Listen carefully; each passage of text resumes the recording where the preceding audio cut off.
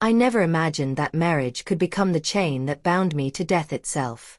That afternoon, high above the vast Atlantic Ocean near Cape Town, South Africa, I felt the salty wind bite into my face as the helicopter rotors thundered above my head.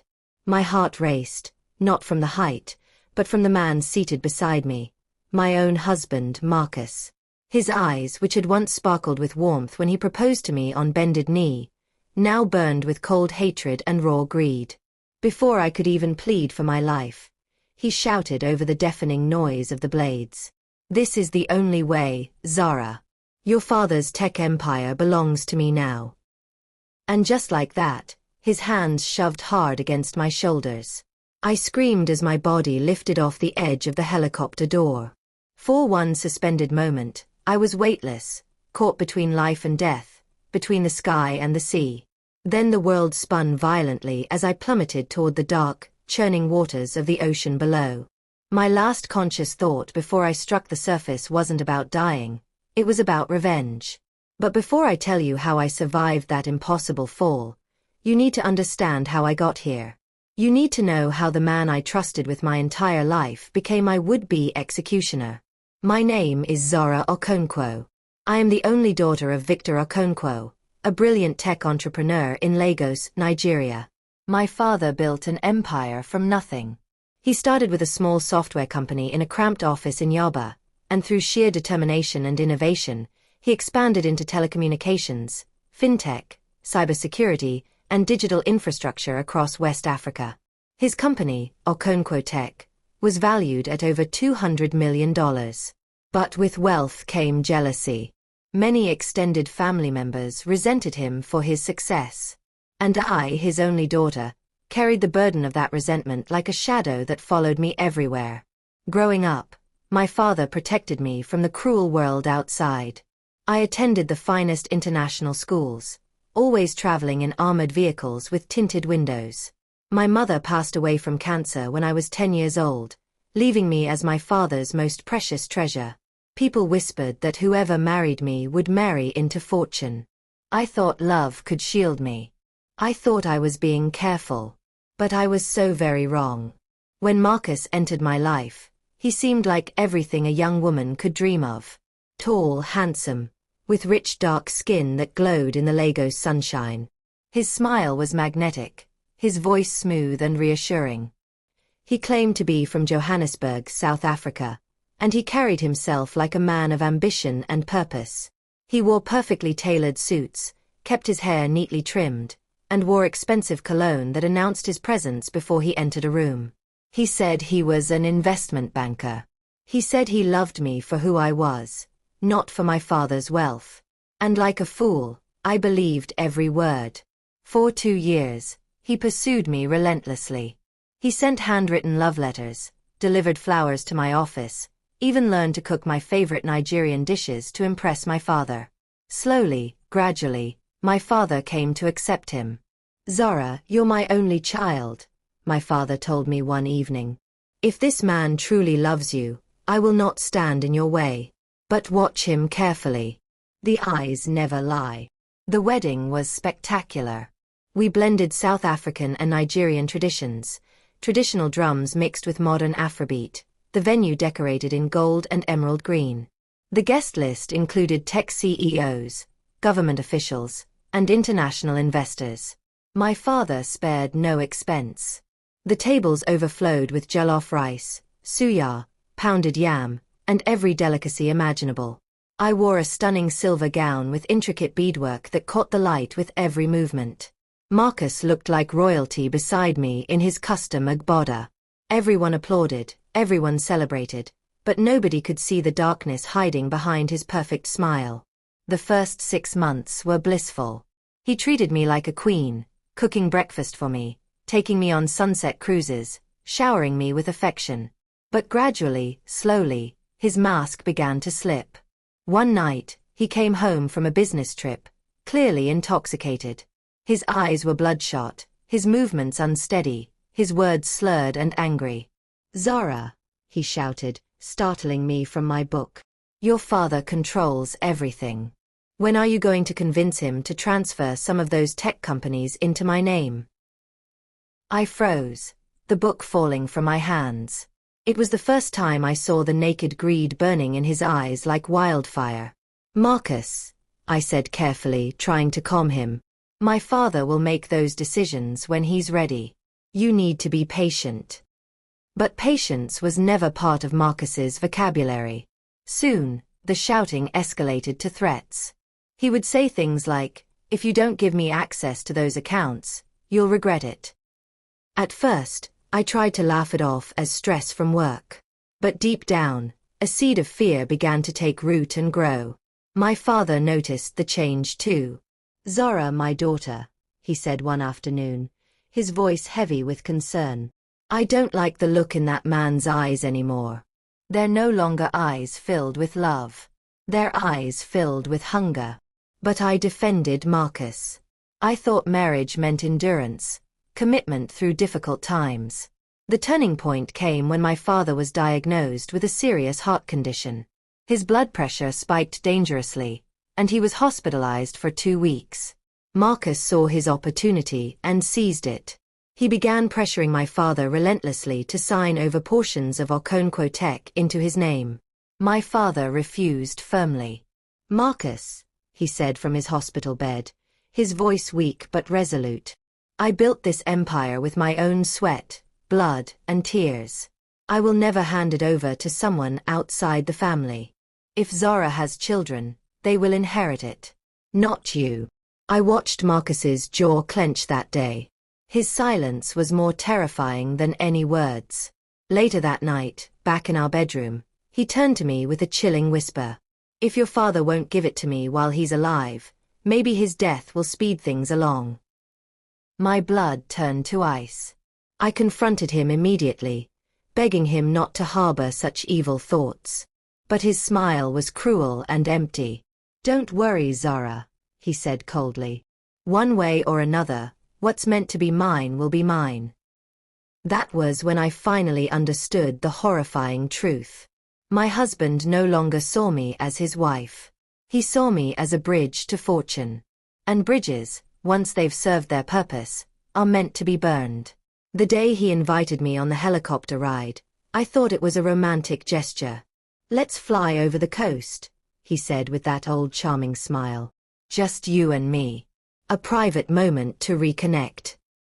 He held my hand, kissed my cheek, told me to dress beautifully. My heart softened slightly, hoping maybe he still loved me after all. But as we climbed higher into the sky, he grew eerily quiet. His grip on my hand shifted from gentle to painfully tight. Then he leaned close and whispered the words that shattered my world. "This is your last flight, Zara. Say goodbye to your father's empire." Before I could scream, his hands slammed into my shoulders. The world spun. My dress whipped around me like broken wings. The ocean rushed closer. The helicopter's roar faded as terror consumed me completely. I hit the water with a force that drove all air from my lungs. Darkness pulled at my consciousness. My body sank deeper into the cold depths. For a moment, I thought it was over. But something deep within me refused to surrender. A voice whispered through the darkness. "Live, Zara. Live for your revenge." I kicked my legs violently, fought against the water's grip, and burst back to the surface, gasping desperately for air. Marcus's helicopter was already flying away, shrinking into the distance against the clouds. He thought I was dead. He was certain of it. But I was alive. And my revenge was only just beginning. If you're eager to find out what happens next in Zara's story of survival and revenge, don't forget to like this video, subscribe to the channel, and hit that notification bell so you never miss an update. Drop a comment below telling me what you think Zara should do. Tech heiress Zara Okonkwo dead in tragic helicopter accident. The headlines screamed across every newspaper and television screen in Lagos. My father's mansion was surrounded by mourners dressed in black, wailing and offering condolences.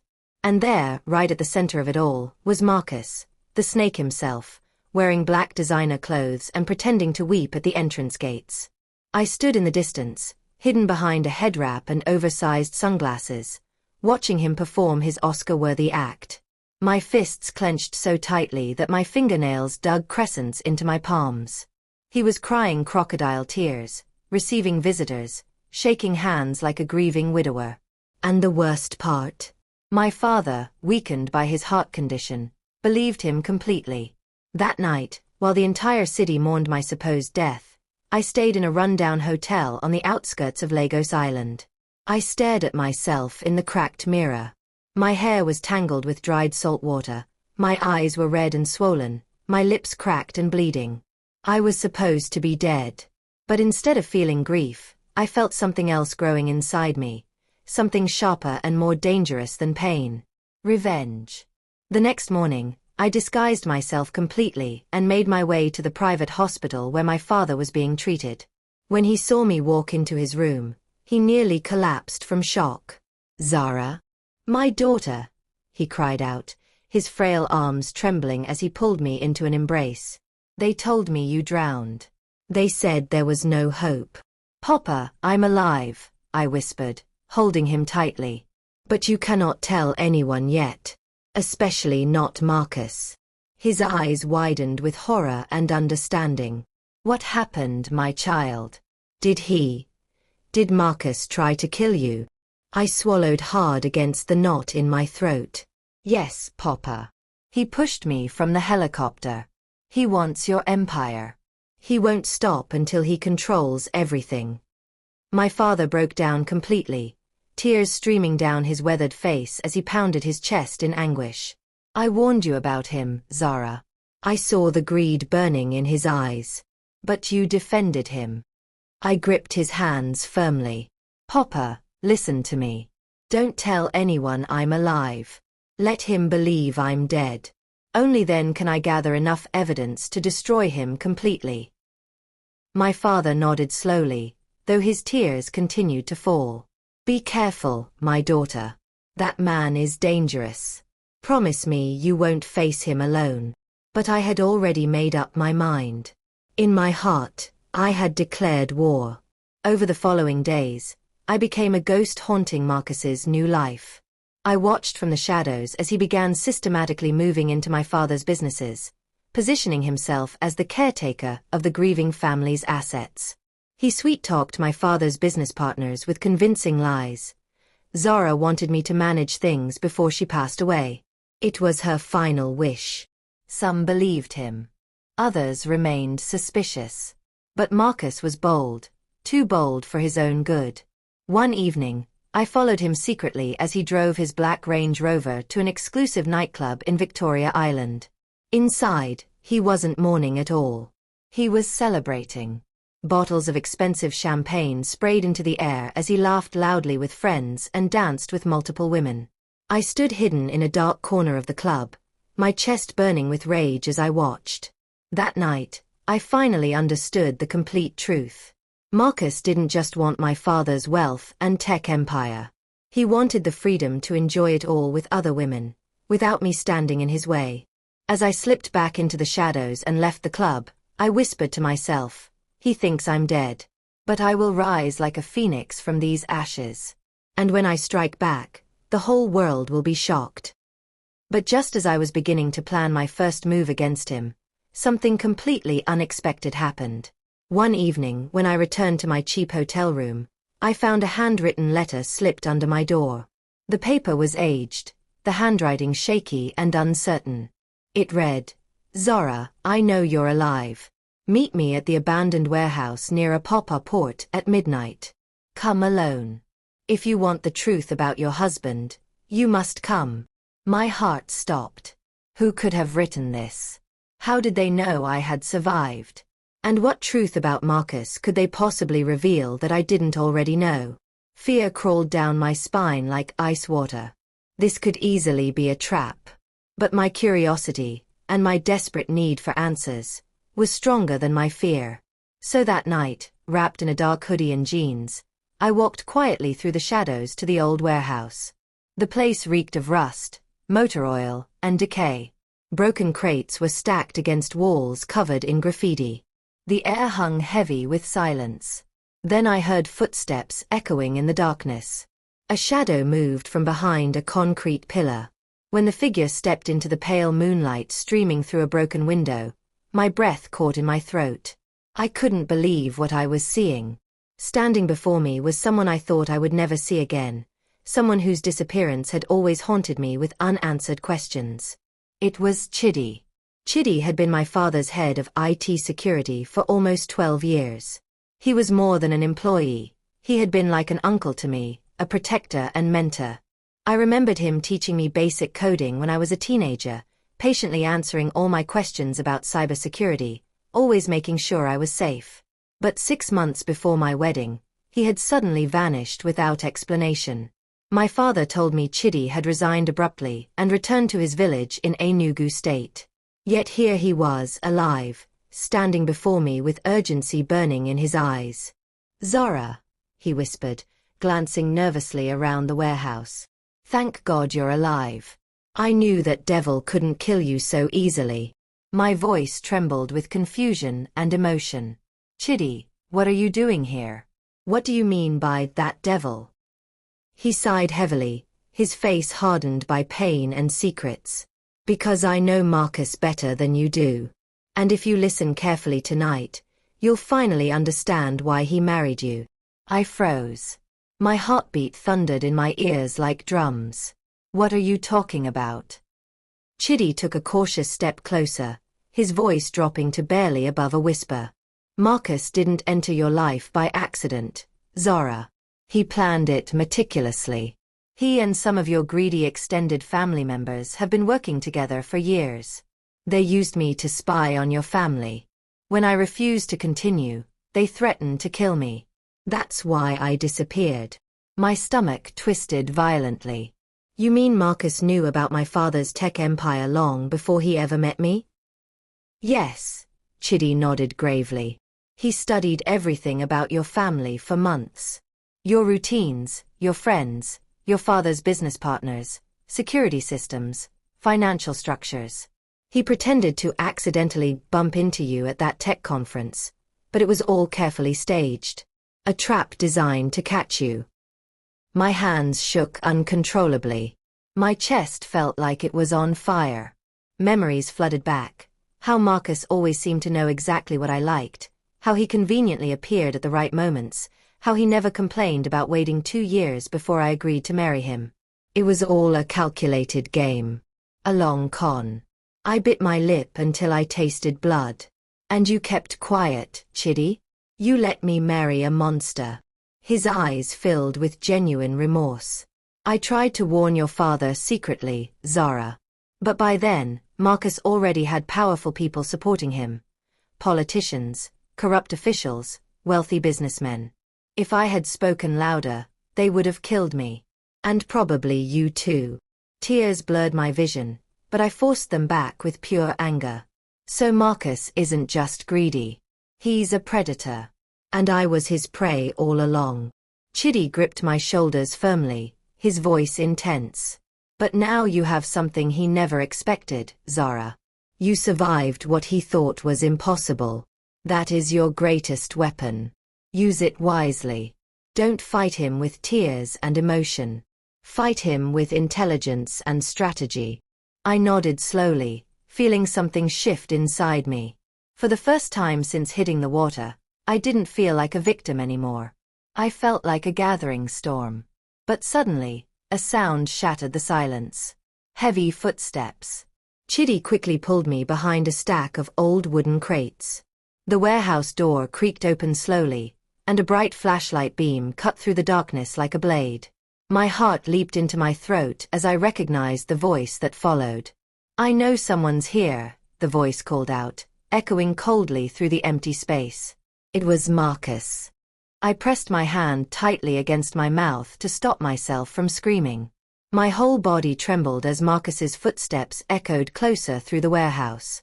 How had he found us? Had someone followed me here? Was the letter a setup all along? Chidi held my hand firmly, his lips barely moving as he whispered, "Don't move. Don't even breathe." The beam from Marcus's flashlight swept across the warehouse like a searchlight hunting for prey. His tall silhouette moved closer, his shadow stretching menacingly across the concrete walls. "Come out, Zara," Marcus called, his voice dripping with mockery. "I know you didn't die in that water. I always knew you were too stubborn to drown, just like your stubborn father." The metallic click of a gun being cocked echoed through the warehouse. My entire body went rigid with fear. He was armed.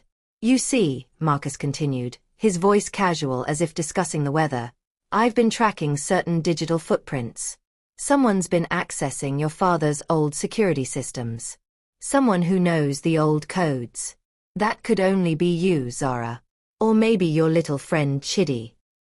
My eyes widened. We had been careless. In trying to gather evidence against him, we'd left traces. Chidi squeezed my hand one final time, his eyes meeting mine with grim determination. "Stay here," he mouthed silently. "Let me distract him."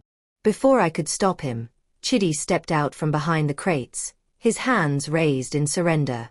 "Marcus," he called out firmly. "Your fight is with me, not her." The moment Marcus saw him, his eyes narrowed with recognition and rage. "Chidi, I should have known you'd crawl back. You should have stayed buried in whatever hole you were hiding in." He raised the gun, aiming directly at Chidi's chest. I gasped silently, my entire world seeming to move in slow motion. And then, bang! The gunshot exploded through the warehouse like thunder. Chidi staggered backward, clutching his shoulder where blood immediately began seeping through his shirt. But he wasn't dead. Marcus's shot had only wounded him. "Run, Zara!" Chidi shouted with his remaining strength. "Run now!" I didn't think. Pure instinct took over. I burst from behind the crates and sprinted toward the back exit of the warehouse. Behind me, I heard Marcus curse loudly and start chasing. More gunshots rang out, bullets ricocheting off metal beams and concrete pillars. I zigzagged desperately, my heart pounding so hard I thought it might explode. I crashed through the back door and into the humid Lagos night. The port area was a maze of shipping containers, cranes, and dark alleys. I ran blindly, my lungs burning, my legs screaming in protest. Marcus's footsteps pounded behind me, getting closer. I ducked between two massive containers, pressing myself into the shadows. I could hear him searching, his breathing heavy and angry. "You can't hide forever, Zara," he shouted into the night. "This city isn't big enough for both of us." I stayed perfectly still, barely breathing, praying he wouldn't find me. After what felt like an eternity, his footsteps finally retreated. I waited another 10 minutes before carefully emerging from my hiding spot. I had to get back to Chidi. I had to know if he was still alive. Moving carefully through the shadows, I made my way back toward the warehouse. But when I arrived, Chidi was gone. There was blood on the concrete floor where he'd fallen, but his body wasn't there. Had Marcus taken him? Had he escaped on his own? I had no way of knowing. All I knew was that I was now truly alone in this war. Over the next 2 weeks, I went completely underground. I stayed in different hotels every night, never in the same place twice. I cut my hair short and dyed it, changed my style of dress completely, wore colored contact lenses. I became invisible. But I wasn't idle. Using the information Chidi had given me before Marcus attacked, I began digging deeper into Marcus's network. I discovered he was part of something much bigger than I'd imagined, a syndicate that specialized in marrying into wealthy families, then systematically stealing their assets through fraud, blackmail, and sometimes murder. There were at least 3 other women across Africa who had suffered similar fates. One in Kenya, one in Ghana, and one in South Africa. All had married charming men who later revealed themselves as wolves. I contacted them secretly through encrypted messaging. At first, they were suspicious. But when I shared my story and the evidence I'd gathered, they began to trust me. Together, we started building a case. Bank records showing suspicious transfers. Shell companies registered in tax havens. Audio recordings of phone conversations where Marcus and his partners discussed their schemes. Photographs of secret meetings. We were building a fortress of evidence, brick by brick. But then something happened that changed everything. One morning, I woke up to discover my father had been kidnapped. The news hit me like a physical blow. 2 armed men had stormed into his hospital room at 3 in the morning, overpowered the security guard, and taken him. The hospital security footage showed them loading my father, still connected to medical equipment, into a black van. My phone buzzed almost immediately. An unknown number. I answered with trembling hands. "Hello, Zara." Marcus's smooth voice purred through the speaker. "I hear you've been busy playing detective. Very resourceful of you. Where is my father?" I demanded, my voice shaking with barely controlled rage. He laughed, a cold and hollow sound. "He's safe. For now. But his continued safety depends entirely on you, my dear wife. What do you want?" Simple. You're going to come out of hiding. You're going to publicly announce that you faked your death as part of a scheme to steal from your father's company. You're going to confess that I tried to stop you, and that's why you framed me. You'll transfer 50% of Okonkwoteca's shares into my name. And then you'll disappear quietly, never to be heard from again. And if I refuse? His voice dropped to a menacing whisper. Then your father will experience a very public, very painful death. And the world will believe you killed him for his money. I have enough fabricated evidence to convince anyone. He hung up before I could respond. I sat there, staring at the phone, feeling the walls closing in around me. Marcus had backed me into a corner. If I came out publicly and confessed to crimes I didn't commit, I'd lose everything. My reputation, my father's empire, my chance at justice. But if I didn't, my father would die. For the first time since surviving the ocean, I felt truly helpless. But then my phone buzzed again. This time, it was a text from an unknown number. "Zara, this is Chidi. I'm alive. Marcus shot me but I escaped. I've been hiding and recovering. I found something that can help us destroy him completely. Meet me tomorrow at the old tech hub in Yoba. Come at midnight. Trust no one else. This ends now." I stared at the message, hope and suspicion warring inside me. Was this really Chidi? Or another trap set by Marcus? I had less than 24 hours to decide whether to trust this message. And my father's life hung in the balance. The old tech hub in Yoba was a ghost of its former self. Once a thriving co-working space filled with young entrepreneurs and startup dreams, it had been abandoned for over a year after a fire damaged the building. Now it stood empty, its windows dark, its walls covered in soot and graffiti. I arrived at 11:45 p.m., 15 minutes early. I wanted time to scout the area, to look for signs of an ambush. The streets were quiet except for the distant sound of generators and the occasional car passing by. My hand rested on the small canister of pepper spray in my jacket pocket. Not much of a weapon, but it was all I had. I'd also left a detailed message with one of the women from the Syndicate Survivors Network, telling her exactly where I was going. If I didn't check in by 1 a.m., she would alert the authorities and the press. It wasn't much of a safety net, but it was something. I entered through a side entrance, the door hanging loosely on broken hinges. The smell of burnt wood and mildew filled my nostrils. My footsteps echoed on the concrete floors as I made my way through the dark corridors, using my phone's flashlight to navigate. "Chidi," I called out softly. "Are you here?" Silence answered me. I moved deeper into the building, my heart rate accelerating with each step. Something felt wrong. The air was too still, too heavy with anticipation. Then I heard it, a faint scraping sound coming from what used to be the main conference room. I approached slowly, every nerve on high alert. When I pushed open the door, I saw him. Chidi was tied to a chair in the center of the room, his mouth gagged, his face bruised and swollen. His eyes widened when he saw me, and he began shaking his head frantically, making muffled sounds of warning. "Chidi." I started to rush forward. But then the lights suddenly blazed on, temporarily blinding me. "Welcome, wife." I spun around to see Marcus standing in the doorway, flanked by 2 large men with guns. His smile was triumphant, predatory. "Did you really think Chidi sent that message?" he asked, laughing. "Come now, Zara. I expected better from you. I've had his phone since the warehouse.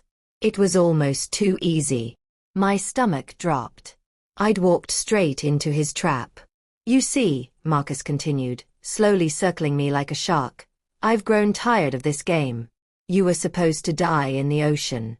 But since you insist on being difficult, we'll have to do this the hard way." He pulled out his phone and showed me a live video feed. My father was bound to a chair in what looked like another warehouse, a gun held to his head by a masked man. "Here's what's going to happen," Marcus said. "You're going to record a video confession. You'll admit to faking your death, to trying to steal from your father, to framing me. You'll sign over the shares I want. And then," he smiled coldly, "you'll have a tragic accident. A devastated widow who couldn't live with her guilt." Very poetic. "And my father?" I asked, trying to keep my voice steady despite the terror coursing through me. "Once I have what I want, I'll consider letting him live. Maybe. He's old and sick anyway. How much longer does he really have?" Rage burned through my fear. "You're a monster." "I'm a businessman," he corrected. "And you, my dear Zara, were always just a business transaction." One of his men set up a camera on a tripod. The other handed Marcus a prepared statement for me to read. But as Marcus positioned himself to force me into recording the confession, something unexpected happened. The building's lights suddenly went out, plunging us back into darkness. Shouting erupted. Gunshots fired wildly. I dropped to the floor instinctively, covering my head. Emergency lights flickered on, casting everything in an eerie red glow. And then I saw them, armed figures in tactical gear pouring into the room from multiple entrances. "Police. Nobody move." Marcus tried to run, but was immediately tackled to the ground. His men were disarmed and forced to their knees. A woman in a police vest approached me, helping me to my feet. "Zara Okonkwo. I'm Detective Amoka Nwosu. Are you all right?" I nodded, stunned and confused. "How did you? Who called you?" She smiled slightly. "We've been building a case against Marcus and his syndicate for 8 months. We had the building under surveillance. We were waiting for him to make his move." "My father," I gasped. "He has my father." "Already handled," Detective Nwosu assured me. "We raided that location simultaneously. Your father is safe and receiving medical attention." I nearly collapsed with relief. It was over. Finally over. Or so I thought. As Marcus was being dragged away in handcuffs, he locked eyes with me one final time. And what I saw there made my blood run cold. He was smiling. Not the smile of a defeated man, but the smile of someone who still held cards we didn't know about. "This isn't over, Zara," he called out as they pushed him toward the exit. "You have no idea how deep this goes. I'm just one piece. The others will come for you. You've made powerful enemies tonight." His words echoed in my mind long after he disappeared from view. Detective Nwosu noticed my expression. "Don't worry about his threats. We've arrested 6 other members of their syndicate tonight. We have enough evidence to put them all away for decades." But despite her reassurances, I couldn't shake the feeling that Marcus was right. This wasn't over. Not yet. The next few days were a whirlwind. My father was released from the hospital and reunited with me in an emotional scene that had both of us crying like children. The media descended on our story like locusts. "Tech heiress survives murder attempt, exposes criminal syndicate," dominated every headline. Marcus and 5 of his associates were formally charged with attempted murder, kidnapping, fraud, conspiracy, and a dozen other crimes. The evidence Detective Nwosu's team had gathered, combined with what I and the other survivors had compiled, was overwhelming. I should have felt victorious. But I didn't. Because 3 days after Marcus's arrest, I received an anonymous package at my father's house. Inside was a single photograph. It showed me, taken from a distance, walking into a coffee shop that very morning. On the back, written in red ink, were 4 words. "We're still watching you." The photograph haunted me for weeks. I increased security around my father's house, hired private bodyguards, and rarely went anywhere without looking over my shoulder. The sense of being watched never quite left me, even though Detective Nwosu assured me repeatedly that the entire syndicate was behind bars. "Paranoia is normal after what you've been through," she told me during one of her follow-up visits. "But you're safe now, Zara. We've got them all." I wanted to believe her. But the photograph said otherwise. My father, now recovering steadily with proper medical care, noticed my anxiety. One evening, as we sat together on his veranda watching the Lagos sunset, he took my hand. "My daughter," he said softly, "you fought like a warrior. You've survived death itself and brought justice to many people beyond just our family. But you cannot let fear steal the rest of your life." "Papa, someone is still out there," I protested. "That photograph proves it." He nodded slowly. "Perhaps. But living in constant fear is no different from being dead. You must choose life, Zara. You must choose to live fully, not just survive." His words struck something deep inside me. He was right. I had survived Marcus's attempt to kill me. I had exposed his crimes. I had saved not just myself and my father, but potentially countless other future victims. But I hadn't really been living. I'd been existing in a state of constant vigilance and fear. That night, I made a decision. I would not let the shadows of Marcus's network control me anymore. If there were still threats out there, I would face them head-on. But I would not sacrifice my life to them. The next morning, I did something I hadn't done in months. I went for a run along the beach at dawn, without bodyguards, without looking over my shoulder every few seconds. The ocean breeze felt like freedom. As I ran, I thought about everything that had happened. The helicopter. The fall. The cold water. Marcus's betrayal. Chidi's sacrifice. The warehouse shootout. My father's kidnapping. And finally, the arrests. It had been a journey through hell. But I had emerged on the other side. 3 months later, the trial began. The courtroom was packed with journalists, victims, legal observers, and curious onlookers. Marcus sat at the defendant's table in Prison Orange, his once pristine appearance now haggard and worn. Gone was the confident swagger, the expensive cologne, the tailored suits. He looked like what he truly was, a common criminal. When I took the witness stand, our eyes met for the first time since his arrest. I expected to feel fear, or perhaps rage. But all I felt was a strange sense of pity. He had traded everything, integrity, humanity, love, for money. And in the end, he had gained nothing and lost everything. I testified for 3 hours, detailing every aspect of his manipulation, the attempted murder, the syndicate's operations. My voice never wavered. I presented documents, audio recordings, photographs. The evidence was devastating. When the prosecutor asked me how I had survived the fall from the helicopter, I looked directly at Marcus and said clearly, "I survived because I had something worth living for, the truth. And the truth cannot be drowned." The courtroom erupted in applause. The judge had to use his gavel to restore order. Other victims testified as well. The 3 women I had connected with from Kenya, Ghana, and South Africa all shared their stories. Their testimonies painted a picture of a methodical, ruthless criminal organization that had operated across multiple countries for years. Marcus's lawyers tried various defense strategies, claiming I had fabricated evidence, suggesting I had psychological problems, attempting to discredit witnesses. But the mountain of evidence was insurmountable. After 2 months of trial, the jury deliberated for only 4 hours. Guilty on all counts. Marcus was sentenced to 35 years in prison without possibility of parole for the first 15 years. His associates received similar sentences.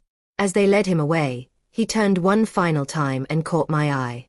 This time, there was no smile, no threat.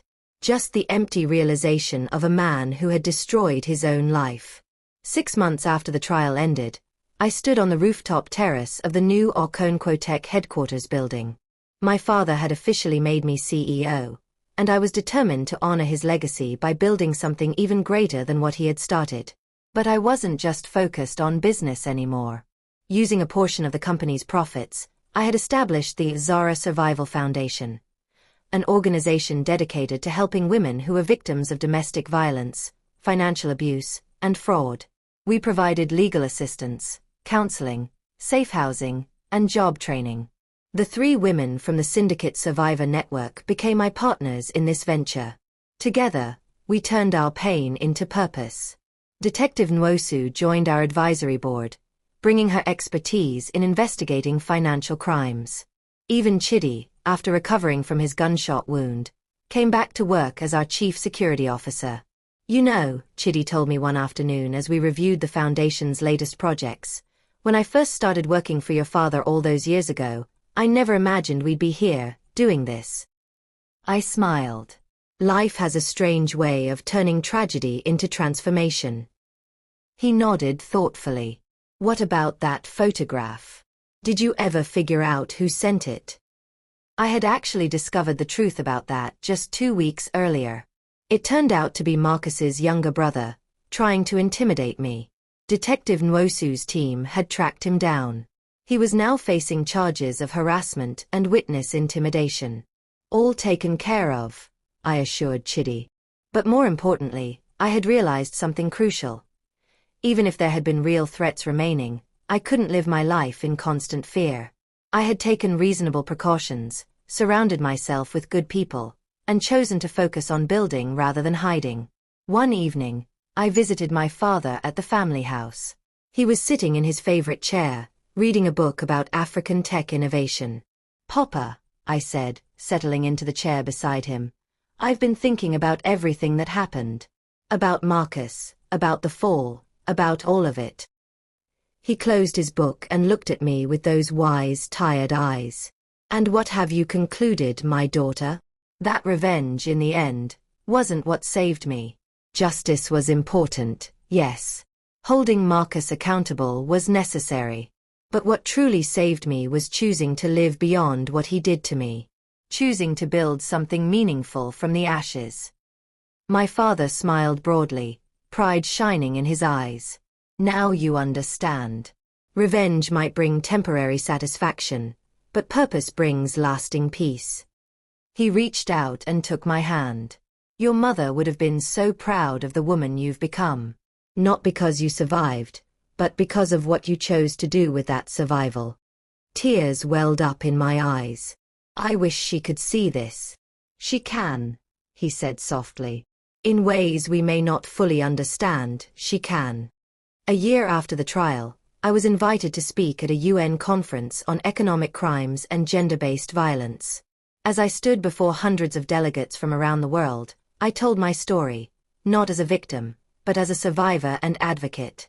"I was pushed from a helicopter by a man I trusted with my life," I began. "I fell into the ocean, and in that moment, I thought my story was ending. But it wasn't ending. It was transforming." I spoke about Marcus's betrayal, about the syndicate, about the other victims. But I also spoke about resilience, about the power of truth, about the importance of supporting survivors. Marcus wanted to take everything from me. My father's empire, my dignity, my life. But he failed to understand something crucial. You cannot destroy someone who refuses to be destroyed. You cannot silence truth when people are willing to speak it. The standing ovation lasted nearly 5 minutes. After my speech, dozens of women approached me with their own stories. Stories of betrayal, abuse, survival. Each one reminded me why this work mattered. 2 years after that day in the helicopter, I stood once again looking out over water, but this time from the safety of a yacht deck during a foundation fundraiser. The sunset painted the sky in brilliant oranges and purples. Chidi approached, handing me a glass of champagne. "Quite different from that other water experience, isn't it?" I laughed. "Slightly better circumstances, yes. You know, he said, I've been thinking about that day in the warehouse when Marcus shot me. I was terrified I'd never get the chance to help you bring him down. You saved my life that night, Chidi. You bought me time to escape. He shook his head. No, Zara. You saved your own life. I just helped clear the path. As the sun dipped below the horizon, my father joined us on the deck. His health had improved dramatically, and he was now actively involved in the Foundation's work. My daughter, he said, putting his arm around my shoulders. I used to worry about what would happen to my empire after I was gone. Who would protect it? Who would grow it? And now? I asked. He smiled. Now I know it's in hands much stronger than mine ever were. You didn't just inherit my business, Zara. You transformed it into something with meaning beyond profit. I leaned into his embrace, feeling truly at peace for the first time in years. Marcus sent me a letter from prison. It arrived on the 3rd anniversary of his conviction. I debated whether to read it, ultimately deciding that I owed him nothing, not even my attention. But curiosity won. The letter was surprisingly brief. Zara, I don't expect forgiveness. I don't deserve it. I'm writing because my therapist says I need to take accountability. You were right about everything. I was a monster. I traded my humanity for money and power, and I lost both plus everything else. I think about that helicopter ride every day. About the look in your eyes when I pushed you. About the life we could have had if I had actually been the man I pretended to be. But I wasn't that man. I was a predator. And predators eventually get caught. For what it's worth, and I know it's worth nothing, I'm sorry. I hope you've built a good life from the ashes of what I tried to destroy. Marcus. I read the letter twice, then carefully folded it and placed it in a locked drawer. Not as a treasure, but as a reminder. A reminder that people can choose evil. That love can be weaponized. That trust can be betrayed. But also a reminder that survivors can choose strength. That truth can prevail. That justice, though delayed, can still arrive. And most importantly, a reminder that phoenixes are born from ashes. 5 years after the helicopter incident, Okonkwo Tech had tripled in value. The Zara Survival Foundation had helped over 3,000 women escape abusive situations and rebuild their lives. I had been named one of Africa's most influential young leaders by multiple publications. But the achievement I was most proud of wasn't any award or recognition. It was the moment when a young woman approached me after a foundation event, tears streaming down her face.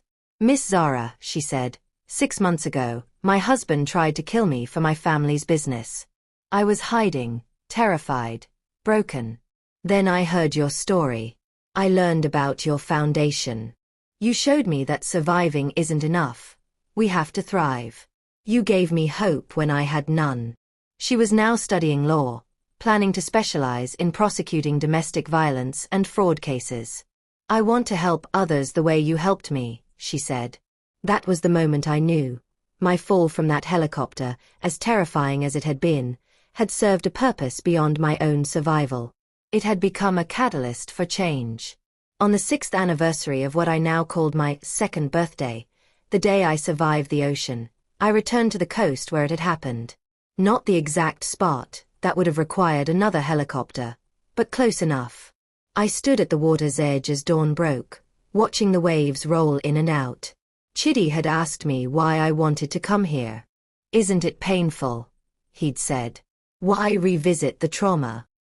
But I didn't see it as revisiting trauma. I saw it as honoring transformation. The ocean that had once tried to swallow me was the same ocean that had taught me how strong I was. The same water that had nearly been my grave had instead been my baptism into a new life. I whispered to the waves. Thank you for not keeping me. Thank you for teaching me that sinking and drowning are different things. You can sink and still rise again. As the sun fully emerged above the horizon, painting everything in golden light, I smiled. Marcus had tried to end my story in that water. Instead, he had simply turned the page to a new chapter. A chapter where I was no longer defined by what was done to me, but by what I chose to do with what remained. A chapter where I wasn't a victim or even just a survivor. I was a warrior, a leader, a voice for the voiceless. I walked back from the shore, leaving footprints in the sand that the tide would soon wash away. Some marks are temporary, but some transformations are permanent.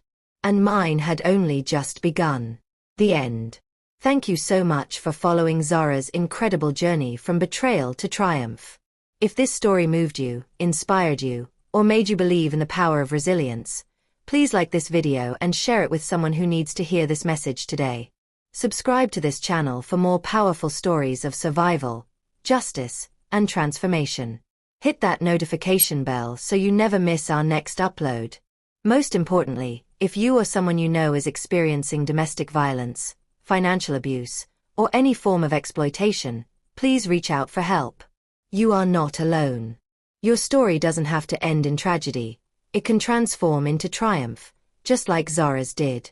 Drop a comment below telling me, what was your favorite part of Zara's story? What other stories would you like to hear? How did this story impact you? Remember, you cannot destroy someone who refuses to be destroyed.